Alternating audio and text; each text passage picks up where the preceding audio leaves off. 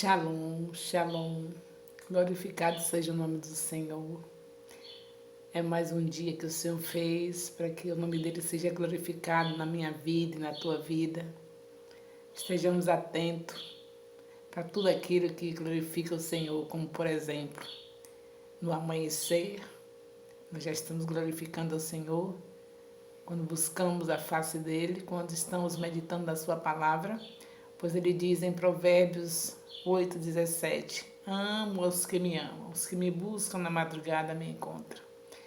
Então comecemos já glorificando o Senhor, estudando a sua palavra.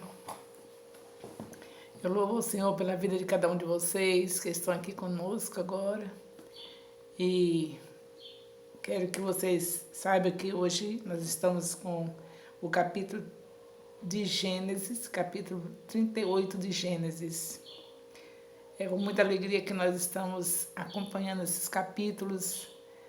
Falo a vocês com sinceridade, a minha vontade é voltar para o capítulo 1, começar tudo de novo, porque aqui tem muita fartura, muita coisa boa, muitas respostas, e vamos assim ficarmos, mesmo que mudemos para o livro de Êxodo, quando chegar a hora, já está ficando perto, mas não esqueçamos que temos que voltar sempre a esse princípio, sempre, porque Deus deixou aqui o fundamento da defesa da nossa fé. Se não tivesse o Adão, não haveria Jesus. Então a história de Adão tem que estar sempre contada, sem nenhuma dúvida, que é a verdade. Que Gênesis, como toda a Bíblia, é verdade. Então vamos aqui para esse capítulo 38. Este é um dos capítulos mais estranhos da Bíblia. Para o leitor que estiver descuidado. Mas eu sei que você está cuidadosamente observando tudo, então você não vai achar estranho. Mas aquele que está descuidado vai dizer, que negócio é esse? Está se falando de uma história, daqui a pouco já muda para outra. Estava se falando de José, daqui a pouco vai se falar de Tamar, vai se falar de Judá. Mas é isso mesmo. A Bíblia, como diz o Senhor, em 2 Timóteo, capítulo 3, versículo 16, que toda escritura divinamente inspirada é proveitosa para ensinar, para redarguir, para corrigir, para instruir em justiça. Então, nada escapa. Tudo que está na Bíblia para nos instruir, para nos redarguir, para nos corrigir, para nos instruir em justiça, para nos ensinar.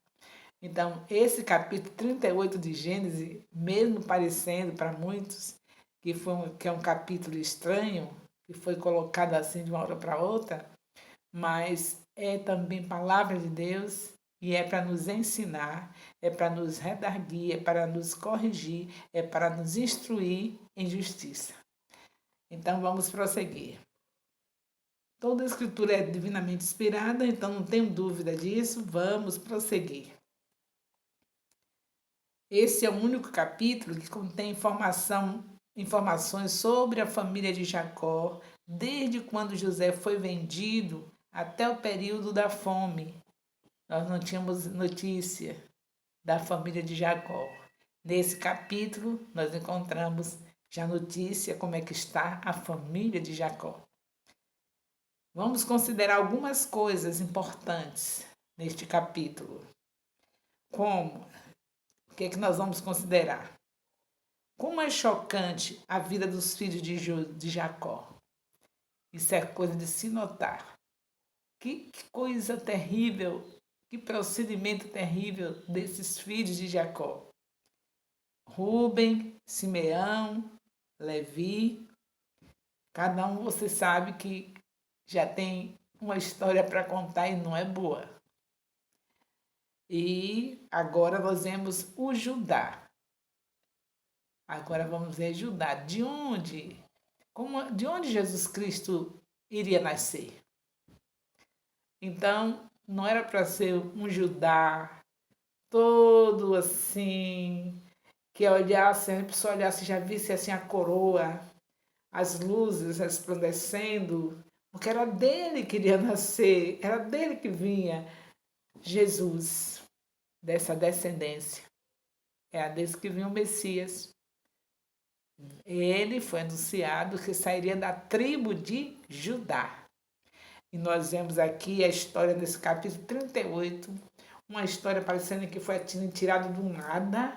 Né? Estamos falando de José, falando já da história de José, quando de repente o capítulo 38 fala daquele de onde Jesus Cristo sairia, da tribo de Judá. E falando o quê? Falando coisa ruim. A Bíblia é tão inspirada por Deus que não oculta nem o procedimento ruim da tribo, daquele que gerou a tribo, de onde Jesus Cristo nasceria. Então a Bíblia realmente é palavra de Deus. Senão não estaria tudo tão transparente, não tem defeito. Poderia então se esconder. O que? Não vamos falar do defeito de Judá não, porque Judá foi dessa tribo que saiu Jesus. Tem que mostrar que ele era perfeito. Ao contrário, está aqui um capítulo mostrando o procedimento de Judá. Péssimo.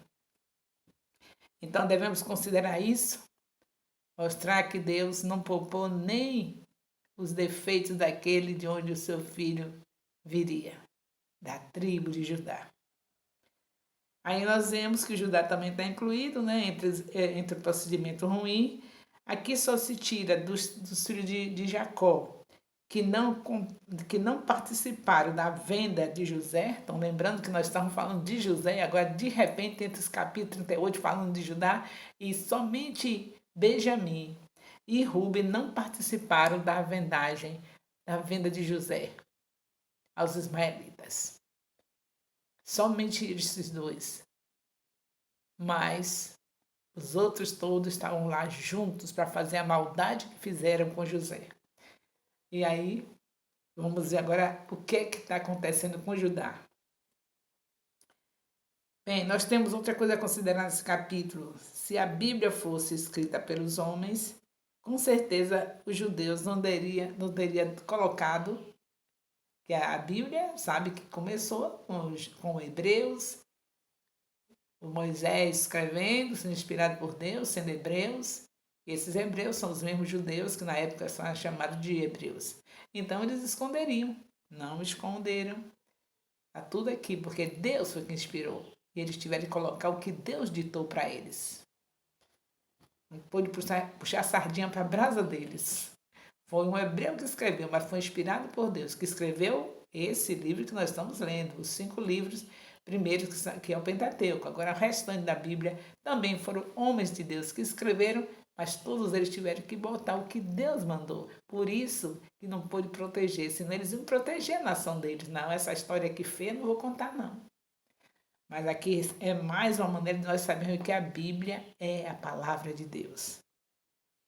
Enquanto a Bíblia é muito escrita, ela revela as imoralidades dos homens, mostrando também o terrível preço do pecado dos homens. Mostra o pecado e mostra o preço do pecado dos homens.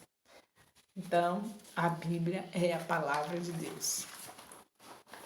E assim, queridos, nós vemos que Judá deixou sua família. É esse o capítulo que nós estamos vendo, é essa história. Judá deixou a sua família e foi morar com um nativo de Canaã. Você já viu essa história que acontece hoje? De repente, o filho resolve, não quero mais ficar em casa não, quero ir para... Estou fazendo faculdade e agora eu quero morar em um apartamento lá com um amigo e já chega de casa de papai, eu já não sou mais uma criança. Pois não começou isso agora não, viu? Já houve no meio da família de Jacó. Esse Judá deixou a sua família e foi morar com um amigo, um nativo de Canaã. Provavelmente isto era o resultado da miséria que assolou a família, como resultado da traição feita com José. Quer dizer, de tudo que já tinha de ruim, cometido, agora está os irmãos fazer uma miséria dessa, o pai idoso, eles dizerem para o pai que o irmão morreu, que uma fera comeu, e tendo sido que eles que programaram matar, e como decidiram não matar mais, mas não deixaram que ele ficasse mais em casa. Venderam seu irmão. E aí, isso deve ter trazido um transtorno na consciência deles, ver o pai velho chorando, que o pai não queria ter consolo. Ele disse que choraria a morte do filho até morrer, que não queria consolo nenhum. Jacó, você era o filho preferido. E aí, o resultado é que eles, conscientemente, deveriam estar muito sem paz. Não tinha sossego de ver o seu pai daquele jeito e sabendo que eles foram o causador. Por conta dessa miséria toda, o Judá resolve, certamente por causa disso, resolve sair e morar com um nativo da terra de Canaã. Esse era chamado Ira e tinha sido um amigo, ele era um amigo dele. Porém, não era correto que Judá saísse da sua casa para morar justamente com o pessoal, com alguém de Canaã, pois o nosso Deus já havia avisado que eles não iriam fazer aliança com nenhum daqueles que estivessem na terra. E ele estava já em desobediência, o Judá. Então, uma desobediência sem ser resolvida, sem ser perdoada, sem se humilhar para pedir perdão, vai gerando outras desobediências. Um abismo chama outro abismo, como o Judá. Já estava desobedecendo, já fazendo esse contato, saindo da casa de seus pais para estar na casa de um cananeu, então vai saindo outros problemas, vão aumentando. Nesse capítulo 38 que nós estamos, agora no versículo 2 a 5, você vê o relacionamento de Judá com o povo de Canaã. Agora ele já está se envolvido com o povo de Canaã, e resultou num casamento com uma canaanita. Isso era uma afronta à vontade de Deus e ao exemplo do seu avô Abraão. Era uma afronta a Deus e um exemplo péssimo para o avô que ele teve, que é o pai da fé, que havia chamado, não foi perfeito, mas ele tinha que respeitar, saber de onde ele veio, que já sabia, mas não respeitou a honra ao seu pai, ao seu avô, Abraão, e aí vai contrário a tudo aquilo que era determinado, sai de casa, vai morar com seu amigo chamado Ira, e lá ele começa a se envolver com o povo de Canaã, e nesse envolvimento ele também vai atrás de mulheres para casar no meio dos cananeus. E casa com uma mulher cananeia. Veja que um abismo vai chamando outro abismo, não é? Primeiro ele sai de casa, depois procura se envolver com aquele povo, depois pega uma mulher no meio daquele povo. Então nós vamos ver que desastre foi a família de Judá. Que não é muita novidade no meio dessas histórias todas que nós estamos vendo desde Abraão, quantas coisas ruins, né? Mas para você ver a bondade de Deus, o amor de Deus, como é incondicional. Aí quando Judá teve a esposa dele, Cananeia, lembre que não era a mulher do povo que Deus queria, ele já foi todo diferente, se antecipou, saiu de casa, se juntou com o povo, casou com a mulher, o Judá, aquele de onde Jesus Cristo viria. A tribo dele foi de onde Jesus veio. Jesus é o leão da tribo de Judá. Louvado seja Deus. E aí nós vemos que ele tem filhos, tem o primeiro, a esposa dele, Cananita, né? Cananita, tem Cananeia, tem o primeiro filho chamado o segundo filho chamado Onã, o terceiro filho chamado Selá.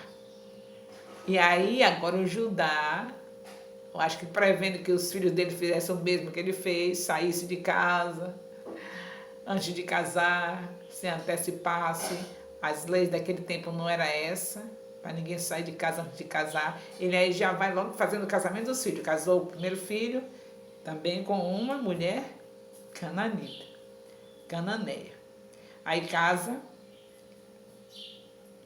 Vocês sabem essa história, mas tá achando, tá vendo como a gente repassando devagarinho como é chocante, né? Aí ele casa seu filho com a Tamar, que também era no meio do povo cananeu. E quando casa, imediatamente o filho morre.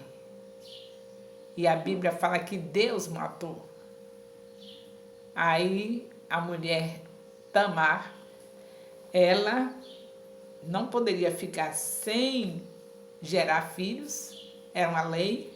Em Deuteronômio, capítulo 25, lá adiante nós vamos encontrar essa lei, Deuteronômio 25, de 5 a 10, que era uma lei que se a mulher ficasse viúva e não tivesse filhos, tinha que casar com o irmão do finado, do marido, teria que casar para que ela tivesse filhos. Só que a criança seria considerada como filho do marido que foi falecido.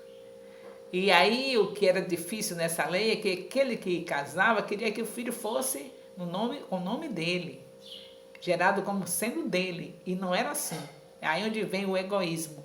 Era como fazendo um favor à cunhada que tinha ficado sem ter fruto, sem ter um herdeiro, sem ter alguém para cuidar dela, que naquele tempo a mulher se tornar maldita quando não tinha filha, justamente porque naquele tempo não tinha o governo dando esses cuidados como tem hoje com as pessoas, aposentadoria, essas coisas todas. Então o filho era que ia aproveitar os seus pais. Por isso que não ter filhos era uma maldição, porque já se sabia que o filho tinha por obrigação de sustentar os seus pais na velhice. E outra coisa, se tinha velhice, não é? Que hoje em dia nem se chega a velhice. Tudo isso era diferente. Então eles tinha que ter essa lei, em Deuteronômio 25, de 5 a 10 se vê essa lei, de que tinha que casar com a mulher que ficasse sem filho. O irmão tinha que casar, mas era para ter um herdeiro para o irmão que faleceu, não era para ficar para ele, não era considerado como sendo dele. E eles geralmente não gostavam disso, porque a criança ficava no nome do irmão que tinha falecido. Aí Onã, você lembra que o primeiro marido, que morreu, deixou a Tamar sem filhos. Aí vem Onã, que era por lei, casa com ela. E aí o que é que ele faz? Aí surge mais uma miséria na terra através dessa geração escolhida de Deus. Surge o onanismo, aquele tipo de relação sexual onde o esperma é lançado fora, a relação interrompida para a semente não ficar no útero da mulher. É lançado o esperma fora. Veja de onde surgiu isso. Dos nossos queridos patriarcas, daqueles que foram os fundadores da nação santa. Onanismo, que não é nada agradável, não é Deus que determinou isso. O homem é para gerar filhos com sua esposa e claro que tem casos hoje, a maioria dos casos as pessoas evitam ter filhos, não é? Também sofre as consequências disso, todo mundo sabe, não é? Quantas doenças no mundo por causa dessas drogas que nós tomamos para não gerar filhos. Deus não deixou para ser assim. Deixou para ser a semente e ele disse, crescer e multiplicar. Hoje nós sabemos que não é pecado se você não evitar ter filhos, mas sabemos que não é pecado, quer dizer, ninguém vai para o inferno, mas sabemos que as consequências estão aí, as clínicas cheias, sem ter explicação, porque tanta gente sem útero, porque tanta gente com problemas no útero, ninguém tem explicação. Mas sabemos, ninguém tem não, entre aspas, nós não queremos nem sequer nos aprofundar naquilo que estamos vendo, na saúde das mulheres. Por causa dessas coisas, Deus não deixou para ter um ato sexual assim, desse jeito. Tem uma finalidade, tem que ter prazer, tem. Mas tem que ter prazer e a consequência do prazer é o plano de Deus ser realizado, que é multiplicação. Hoje a terra já está cheia, ninguém mais tem a obrigação de estar multiplicando para encher a terra, que já está cheia. Aí, com toda a inteligência do homem, já tem os recursos para não ter filho, mas não podemos negar que esses recursos têm consequência. São raríssimos os métodos de evitar filho que não trazem consequências terríveis na mulher. E esse aqui que é o mais simples, né? Que as pessoas usam como se fosse uma bênção, né? O onanismo não é uma bênção, é apenas uma permissão de Deus. E tudo que é permissão não é igual à vontade. A vontade de Deus é que o homem sentisse prazer e desse frutos. Chegou um tempo que a terra está cheia e as pessoas não querem nem sequer um filho, quanto mais para estar enchendo a terra. Mas quanto a isso, é uma decisão que nós tomamos. Como a ciência já se multiplicou, as pessoas ficam sem gerar, não é? Mas não se pode esconder a consequência. Quantas mulheres hoje já estão sem útero? Quantas? Muitas. E os médicos já dizem que não tem nenhuma finalidade o útero. Tudo mentira. Deus não deixou nada em vão. Tem finalidade sim. Nós sabemos que tem. E eu via nos consultórios, no tempo que eu andava nas clínicas, as mulheres que depois que tiravam o útero, as consequências que elas sentiam. Então nós sabemos que quando Deus colocou uma unha no nosso corpo, tem importância. Por isso que no Egito nem uma unha ficou. Tudo teve que sair com o povo de Deus. Não deixou nada, nem uma unha. Tudo é importante no nosso corpo, tudo tem finalidade. Então nós vemos aqui mais uma situação, né? O Onã gerando o onanismo, que é a relação sexual interrompida. E depois ele morre, é claro. Deus não se agradou da maneira que estava procedendo. Aqui na Bíblia não registra que foi que o primeiro filho de Judá teve para Deus matá-lo, mas o segundo já está bem claro que foi o onanismo. Não cumpriu a missão que ele tinha, de fazer a esposa do seu irmão gerar um filho para que ela tivesse o prazer de ter alguém que cuidasse dela na sua velhice. E aí quando chega no terceiro selar, aí Judá não quer entregar. Agora é o Judá que entra em ação, porque achava que já morreu o já morreu o Onã, agora também meu selar vai morrer. E eu não vou dar meu caçulinha. Aí não deu. E aí o resultado, essa mulher chamada Tamar se viu injustiçada, sabendo que o seu sogro não queria dar o seu filho, que ela tinha direito para casar com ela. Ela ficou como aquela mulher que mata marido, quem estava matando era Deus. A Bíblia deixa bem claro. E para ajudar, era ela que estava sendo a pessoa que tinha alguma maldição, que estava matando o marido. E ele disse que eu vou dar meu filho para caçula nada, já morreram 2. E aí nós vemos que ela tem um plano. Ela tem um plano, o Judá estava viúvo. E aí o que acontece? Ela sabia, era costume daquela época, as prostitutas ter um determinado lugar para ficar. E as pessoas passavam, os homens prostitutos passavam para se prostituir. E ela já sabia disso. E não se esqueça que Tamar não era do povo de Deus. Se o povo de Deus está vendo aqui procedendo desse jeito, quanto mais Tamar, que era cananeia. Então, ela, na religião dela, a prostituição era uma coisa normal.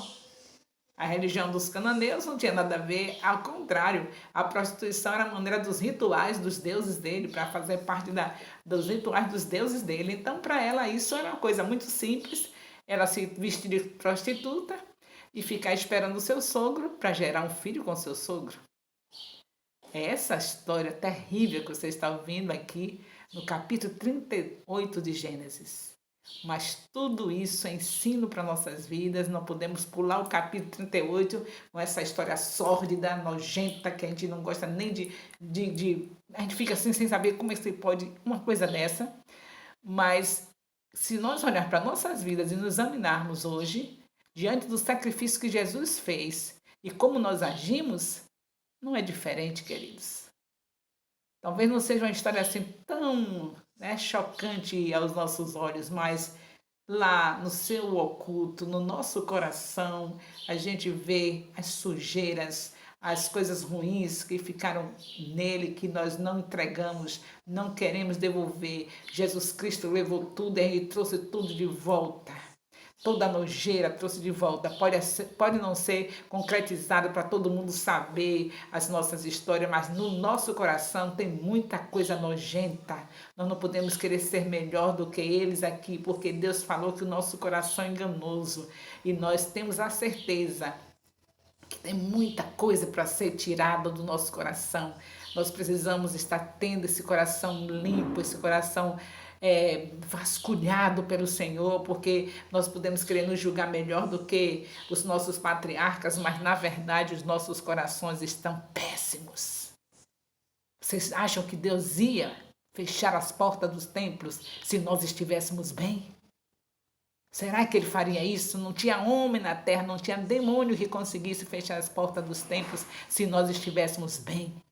Então, cada um examinar seu coração, em vez de estar achando, que história é essa, não é? Sórdida. Como é que na Bíblia tem uma história dessa? Como é que uma coisa miserável dessa aconteceu? Justamente de Judá, aquele que daria origem, onde Jesus nasceu? Pois é melhor que nós nos calemos, façamos um exame de nós mesmos, porque se nós olharmos nem precisa ir muito longe no passado, mas o coração como está hoje, a cada manhã, examine. Vamos fazer esse exame. Porque a ordem do Senhor é examine-se o homem a si mesmo. Examine-se o homem a si mesmo. Em vez de estar olhando histórias como essa e dizer, fazer como aquele fariseu. Tu sabes, não é, Senhor? Eu sou obediente à tua palavra, eu faço isso, eu faço aquilo.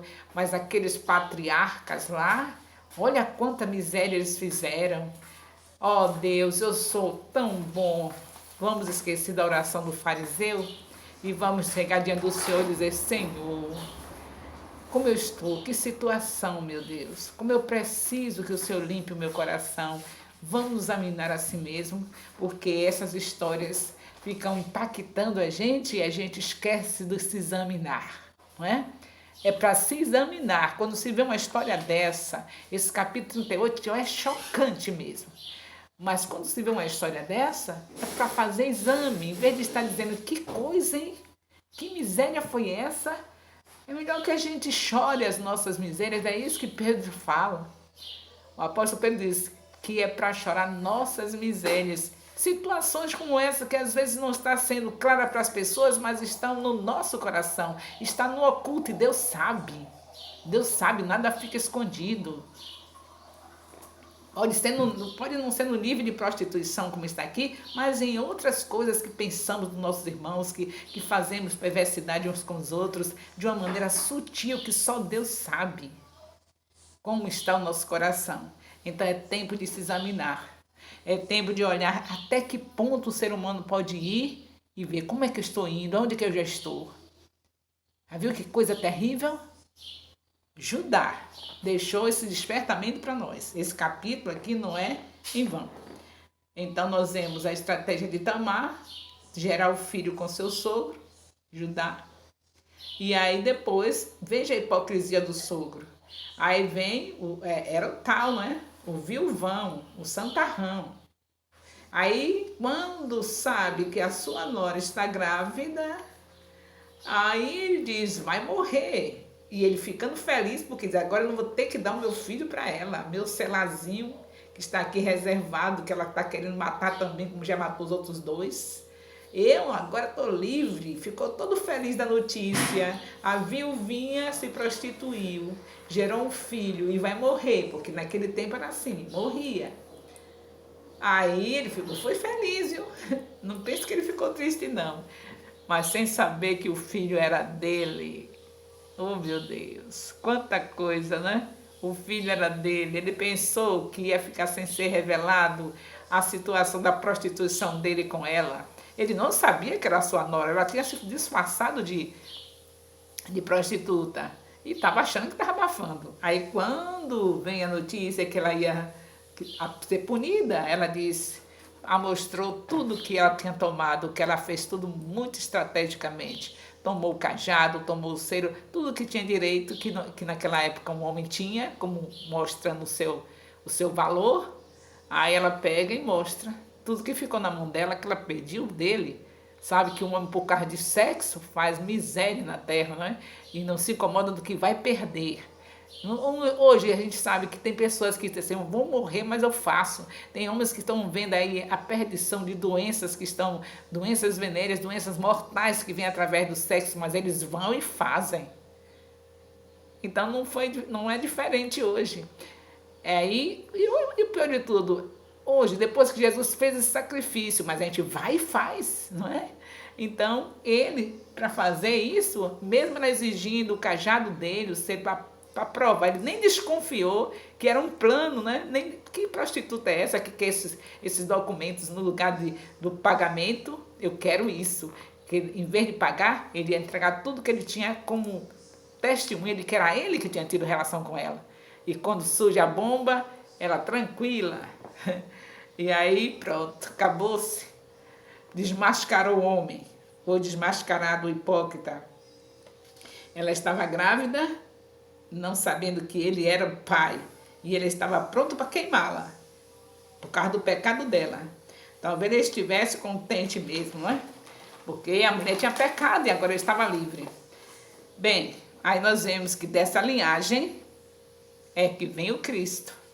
Oh, meu Deus, como isso é tremendo. Você nunca vai esquecer disso. Todas essas armadilhas de Satanás já era lutando para que Jesus não viesse ao mundo. Essa sujeira toda era para que Jesus não viesse ao mundo. Ainda dessa descendência já estava vindo aqueles que de onde sairia o Messias, sendo interrompido, se Tamar ficasse sem gerar filhos, se ela não tivesse, foi um plano, não foi legal, mas eu já disse a vocês que Deus, com seu amor incondicional, mesmo as pessoas com quem ele contava para que o plano dele se realizasse, falhando, mas ele não falha. Ele foi e fez tudo do jeito que só ele pode fazer. Mesmo com toda essa história triste, era Satanás. Satanás já sabia que havia uma promessa lá no Éden, Gênesis 3,15, onde haveria um que nasceria de mulher, que esmagaria a cabeça da serpente. E ele está vendo o que Deus está fazendo. Separou o povo, Abraão começa, ele perturbou, pecado entrou, mas Deus não cessou o projeto dele. Aí vem Isaac, vem Jacó, agora vem o seu filho Tamar, de onde, da tribo que sairia o Messias, com esse empecilho todo para gerar um filho. O que você acha disso, hein? A ação do diabo, ele sabe os planos de Deus, ele fica percebendo tudo quanto Deus vai fazer na vida da gente. Ele fica o tempo todo vendo tudo que está acontecendo, só não pode saber o pensamento, mas pelas nossas atitudes, pelas coisas que estão sendo acontecidas, ele vai entendendo o que é que vai ser feito. Ele já sabia que tinha um plano de Deus, e já sabia que já estava chegando a hora. Então vai ser de Judá, pois já vai começar aqui a minha ação. Não gerou, o primeiro filho não gerou, o primeiro filho de Judá não gerou, o segundo filho não gerou, e chega no terceiro ele não entrega. Aí foi com ele mesmo. Deus faz como ele quer, ele permite, pode ser uma coisa que não agradava aos nossos olhos, mas foi permissão e sempre vai ter um benefício, porque ele pega o que não é e faz ser, pega aquilo pior que você imagina e faz uma grande coisa acontecer. Foi isso que aconteceu aqui. O nascimento dos dois filhos de Tamar, com Judá, através de Pérez, foram dois, né? E o Pérez faz parte da genealogia de Cristo e deu continuidade ao plano de Deus, através de Pérez. Oh, glória a Deus! O filho daquela mulher que estava sendo enganada pelo seu sogro e que depois ela engana o seu sogro, e gera um filho chamado Pérez, gera dois, né? Mas o destaque aqui é Pérez, que já faz parte da genealogia de Cristo. O plano de Deus, de Gênesis 3,15, prevalece e o Senhor conseguiu, e hoje eu sou salva, você é salva, nós somos salvos porque o Senhor passou por cima de todas essas obras malignas e o projeto dele, o plano dele se cumpriu. Então, muitas glórias a nosso Deus, porque ele não contou história para fazer o que ele desejou fazer e que ele sempre será assim. O que ele quiser fazer, ele faz. Pode o diabo se espernear, fazer o que quiser, mas ele vai fazer o que ele quer. o que está acontecendo conosco é justamente isso. O diabo está se esperneando, está fazendo de tudo para que nós estejamos retardando a volta do Senhor Jesus, a segunda vinda dele, mas nós vamos conseguir. Ele virá com poder e glória sobre as nuvens para buscar a sua igreja, e a igreja vai estar preparada sim, porque o Senhor está trabalhando em minha vida, na sua vida, e nós estaremos sendo aquela noiva adornada, cheia, perfumada, cheia da presença de Deus. Nós vamos entrar nos templos, vamos voltar para os templos em nome do Senhor Jesus, e será um novo tempo, um novo mover. A glória da segunda casa será maior do que da primeira, porque o nosso Deus não para nem regride, ele sempre avança, ele está avançando, ele está avançando. Glórias a Deus. Bendito seja o nome do Senhor por todos vocês que já entenderam que nós vamos continuar com a live. Houve uma notícia que foi desmentida, já estou dizendo para todos que a live continua no horário das 5 horas da manhã, como vocês estão vendo, no horário do meio-dia no Face e no horário das 18 horas. Graças a Deus, nós vamos continuar fazendo as lives, e não se esqueça que o apóstolo Elias tem um canal no YouTube e as lives dele também estão sendo gravadas no YouTube, porque a live só fica 24 horas, mas os assuntos que ele está colocando hoje já está no meu canal. Você vai encontrar o apóstolo Elias fazendo o assunto da live de ontem, já está no meu canal por enquanto, mas ele vai passar a colocar no canal dele. Quando começar a ser no canal dele, vocês verão também. E façam a inscrição no canal do apóstolo Elias, porque ele precisa de fazer 1000 inscritos para poder estar apresentando os assuntos que nós, como povo de Deus, que estamos debaixo da sua autoridade, que estamos sendo discípulos dele, vermos ao vivo tudo aquilo que Deus tem para fazer nas nossas vidas, tudo aquilo que tem para nos ensinar. Não se esqueçam disso, de estarem se inscrevendo no canal do apóstolo Elias.